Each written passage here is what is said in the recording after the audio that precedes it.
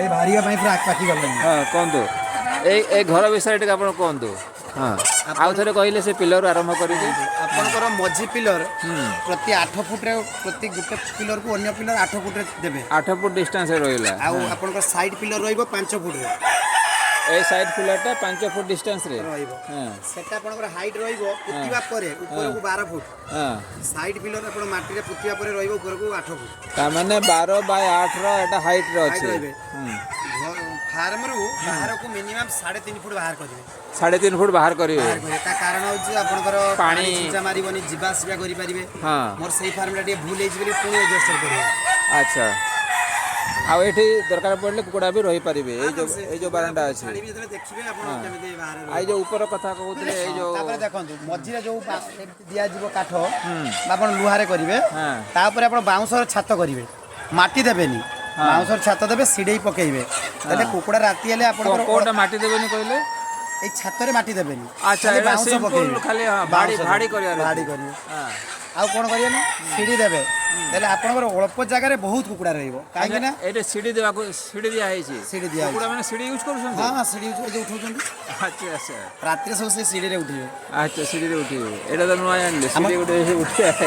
ଆଉ ଏଗୁଡ଼ା କେହି କରିନାହାନ୍ତି। ଏଗୁଡ଼ା ମୁଁ ପ୍ରଥମେ ନିଜେ ଇଏ କରିଛି।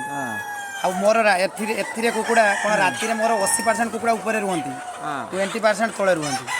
କାହିଁକି ଦେଶୀ କୁକୁଡ଼ା ଟିକେ ଉପରେ ବସିବା ପାଇଁ ଭଲ ପାଆନ୍ତି ନା। ଆପଣ ତାପରେ ଦେଖନ୍ତୁ ସିଡ଼ି ଲଗେଇକି ଏଇ ଯୋଉ ଫ୍ରେମ୍ଟା ବି କେମିତିଆ ଗୋଟେ କରିଛନ୍ତି, କାଠକୁ କାଠ ଦ୍ୱାରା ଫ୍ରେମ୍ କରିଛନ୍ତି। ଲୁହା ଏତେ ୟୁଜ୍ ହେଇନାହିଁ। ନା ଏଇଟା ଲୁହା ୟୁଜ୍ ହେଇନି। ଲୁହା ହେଇପାରିବ, ଲୁହା ଆମର ଏପଟେ କାଠ ଆମର ସୁବିଧା ଥିଲା ତ କାଠ ସୁବିଧା ଥିଲା। କାଠରେ କଲେ ଆଉ। ତ ଏଇ ଘର ସାଇଜ୍ଟା କେତେ ବା କେତେର ଏତିକି ପରସେଣ୍ଟ ଯଦି ଆମେ ଦେଖିବା ଟୋଟାଲ ହଁ ମାନେ କେମିତି ସେଇଠୁ ଏଇଟା ତ ମୋତେ ଲାଗୁଛି ତାର ଆମର 32 ଫୁଟ ଅଛି। 32 ଫୁଟ ଅଛି। ଭିତରେ ଆଉ ଏଇଟା ବି 40 ଫୁଟ ଖଣ୍ଡେ ଥିବ। ନା ଏଇଟା 50 ଫୁଟ 50 ଫୁଟ 45 ଫୁଟ ଅଛି। ଟୋଟାଲ ଅଛି ଆମର 110 foot. 110 foot totally 110 square foot. ନା ନା 110 ଗୁଣନ 32 ମାନେ ଟୋଟାଲ ଲମ୍ବା ଏଇ ଗୋଟେ ପଟା କହୁଛନ୍ତି। ଏଇଟା 50 ଫୁଟ। ତ ଏଇଟା ଆପଣଙ୍କର ଯୋଉ ଏକ୍ଜାକ୍ଟ ବ୍ରିଡ୍ଟା ଟିକେ ଆମେ ତ ସେପଟେ ଡିଟେଲ କଥା ହେବା ତଥାପି ମାନେ ଏ ବ୍ରିଡ୍ଟା ହେଉଛି ଆମେ ଦେଶୀ ସାଙ୍ଗରେ 2 ଥର ଦେଶୀ ସାଙ୍ଗରେ କ୍ରସ୍ କରୁଛୁ। ଆମେ ସୋନାଲି ଅଣ୍ଡା ଦିଆ କୁକୁଡ଼ାକୁ କ୍ରସ୍ କରୁଛୁ। କାହିଁକିନା ଆମର କ'ଣ ହେବ ନା ଅଣ୍ଡା ବି ମିଳିବ ଆଉ କୁକୁଡ଼ା ବି ଦେଶୀ ରକମ ତାର ମାଂସ ଟେଷ୍ଟ ହେବ। ଆଉ ଘରୁଆ ଦେଶୀକୁ ଆମେ ଇଏ କରିପାରିବାନି, ମାନେ ତାର ଇମ୍ୟୁନିଟି ପାୱାର ବହୁତ କମ୍। ଲୋକ ସିନା ମାନୁନାହାନ୍ତି। ମୁଁ କରିଥିଲି 3000 କିନ୍ତୁ ସକ୍ସେସ୍ ହେଇପାରିଲାନି। ଟୋଟାଲ ଖାଣ୍ଟି ଦେଶୀଟା ପୁରା ଖାଣ୍ଟି ଦେଶୀ 3000 କରିଥିଲି। ସେ ୟା କତୁ ତା କତରୁ ଅଣ୍ଡା କଲେକ୍ସନ କରି ଛୁଆ ବୁଟେଇ କେଜି ହେଇଗଲାକୁ ଥଣ୍ଡା ରୋଗ ଆସିଲା। ଆପଣ ପୁରା ଓଡ଼ିଶା କ'ଣ ପୁରା ବଡ଼ ବଡ଼ ଡକ୍ଟର ତଥାପି ତା ଥଣ୍ଡା ରୋଗ କାଟିପାରିଲେ। ଏଠି ତ ଖାଲି ଘଡ଼ଘଡ଼ ଘଡ଼ଘଡ଼ କରିବ, ଏଠି ଫୁଲିଗଲା।